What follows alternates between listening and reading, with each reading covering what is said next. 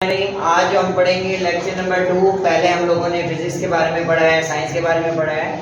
आज हम पढ़ेंगे ब्रांचेज ऑफ फिजिक्स कि फिजिक्स की कितनी शाखें हैं। जैसे मैंने आप लोगों को बताया था, सबसे पहले नेचुरल फिलॉसफी आई, उसके बाद साइंस आई, फिर साइंस में 3 ब्रांचेस खुली उसकी।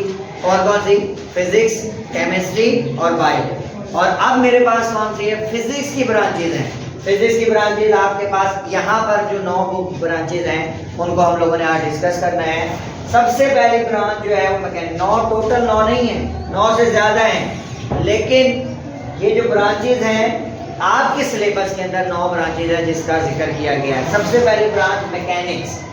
मैकेनिक्स बच्चों कोई चीज़ है, चल रही है, गाड़ी चल रही है, ट्रेन है चल रही है, उसकी मोशन को जब हम उसकी हरकत को जब हम लोग स्टडी करेंगे ना तो वो आता है मैकेनिक्स के अंदर। It is the branch of physics. अच्छा एक चीज, जो भी डेफिनेशन इसमें से आए ना, क्योंकि अकेली आएगी ना, आपने उसमें पहली लाइन ऐड करनी है, it is a branch, it is a branch of physics, it is a branch of physics. जैसे हमने फिजिक्स में लिखा था it is a branch of science, chemistry में लिखा it is a branch of science, bio में लिखा it is a branch of science. इसी तरह हम लिखेंगे it is a branch of physics which deals with, या डील्स की जगह पर आप स्टडी भी लिख सकते हैं, इन विच वी स्टडी, या which deals with motion of an object. कोई भी ऑब्जेक्ट हो सकता है, गाड़ी हो सकती है, इंसान हो सकता है, जानवर हो सकता है, कोई भी चीज है,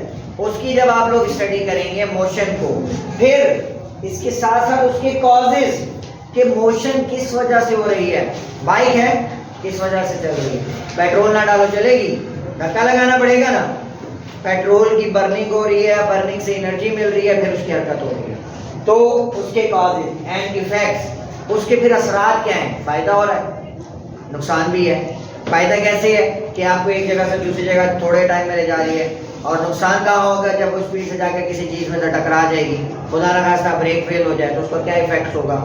तो ये होती है मैकेनिक्स। अच्छा बच्चे, एक काइनेमैटिक्स होती है। काइनेमैटिक्स आप चैप्टर पढ़ेंगे, तीसरा चैप्टर में। दूसरा काइनेमैटिक्स के अंदर हम लोग करते हैं study of motion of an object, लेकिन हमें इससे गर्ज नहीं होता कि वो किस वजह से हो रही है या उसके असरात हैं, यानी उसके काजेज और इफेक्ट नहीं पढ़ रहे तो है वो काइनेमैटिक्स।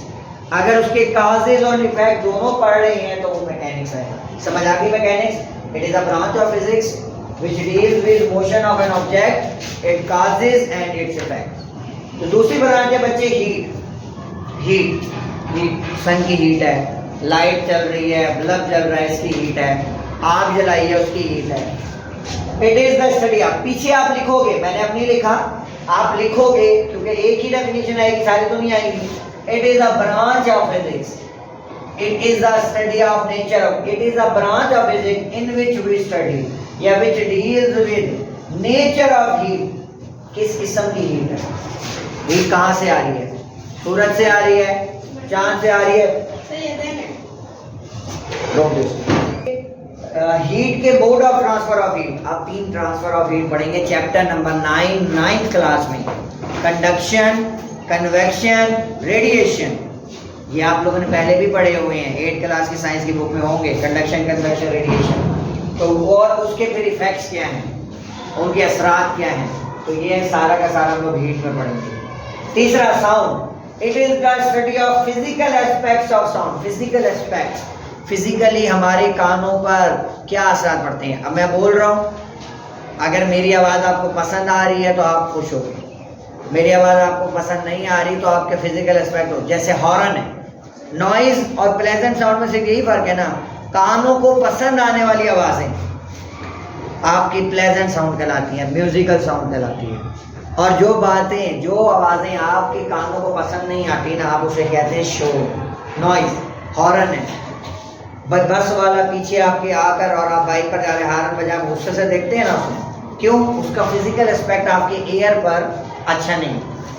तो फिजिकल एस्पेक्ट पढ़ना कि कौन सा साउंड म्यूजिकल है, कौन सा साउंड प्लेजेंट है, कौन सा साउंड जो है वो नॉइज है, तो इसके फिजिकल एस्पेक्ट को हम साउंड के अंदर पढ़ते हैं। फिर इसका मोड ऑफ ट्रांसफर की, ये कैसे मूव करता है एक जगह से दूसरी जगह, प्रोड्यूस कैसे होता है, इसकी प्रॉपर्टीज क्या है, काजेस क्या है, इफेक्ट क्या है। देखो मैंने ना ये लफ्ज ऐड किया, काजेस और इफेक्ट आप हर उसमें लिख सकते हैं ब्रांच में।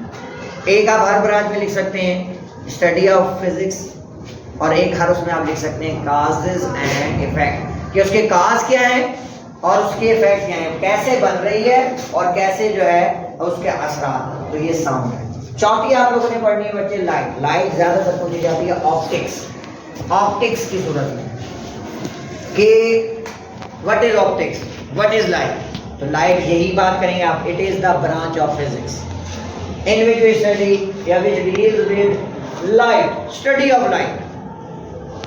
लाइट के बारे में पढ़ रहे हैं, ये लाइट के बारे में पूरी तफसील के, लाइट कहाँ से पैदा हो सकती है, उसकी नेचर क्या है, वो क्यों प्रोड्यूस हो रही है, आया वो करंट के गुजरने की वजह से हो रही है, आया वो मैग्नेटिक फील्ड की वजह से हो रही है। दो वजूहात से प्रोड्यूस हो सकती है, इलेक्ट्रिक फील्ड और मैग्नेटिक फील्ड। तो उसकी स्टडी जो है हम लोग इस लाइट ऑप्टिक्स में करेंगे, और इसका मोड ऑफ ट्रांसफर कि ये कैसे जो है मूव करती है एक जगह से दूसरी जगह, मीडियम डिपेंडेंट है या मीडियम नहीं डिपेंड करती। मीडियम डिपेंडेंट ऐसी भी होती हैं चीज़ें जो अगर मीडियम ख़त्म कर दिया जाए तो आवाज़ नहीं है। जैसे मेरा साउंड है, मैं बोल रहा हूँ, ये यहाँ पर मीडियम मौजूद है एयर में, एयर की वजह से मेरी आवाज़ आपके कानों तक पहुँचे। अगर यहाँ से पूरी एयर निकाल दी जाए ना, वैक्यूम बन जाएगा। मैं बोलता रहूँगा, आपको सिर्फ मेरी लिपसिंग नज़र आएगी ऐसे हिलते हुए, लेकिन आपको आवाज़ नहीं आएगी। इससे साबित होता है, ये तजर्बा, साइंस यही है ना कि पहले ऑब्जर्वेशन की फिर एक्सपेरिमेंट किया। मैंने ऑब्जर्व किया कि यार जब एयर निकाली मैंने तो आवाज़ वहाँ तक बच्ची तक नहीं जा रही थी, इस तक भी नहीं जा रही थी। तो मैंने फिर यहाँ से कंक्लूजन क्या निकाला कि जो आवाज़ है, जो मेरा साउंड है, ये मीडियम डिपेंडेंट है। यानी इसको मीडियम, एयर कम से कम, एयर सॉलिड लिक्विड कुछ चाहिए।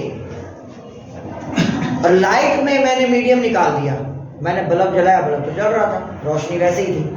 तो यहाँ से क्या रिजल्ट निकलेगा कि जो लाइट है वो मीडियम डिपेंडेंट नहीं है, मीडियम इंडिपेंडेंट है। तो लाइट कि ये हमें कैसे पता चला,